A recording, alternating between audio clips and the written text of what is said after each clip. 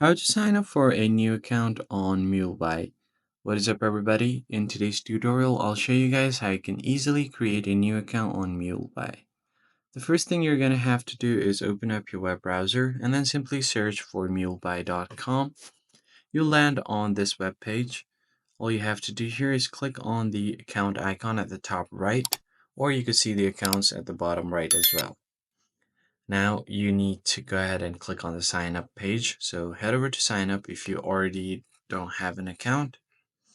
So what I'm going to do here is enter my email address, then create a password.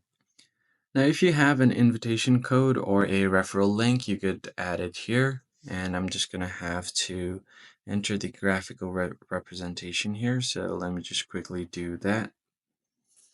And then agree to terms and conditions. Tap on register. Once you've done that, you should get a confirmation email on your Gmail. And now after doing that, you should be able to log into your account easily. So if I tap on my account, as you can see, I'm already logged in. So that's pretty much it, guys. I hope this tutorial was helpful. I'll catch you guys on the next one.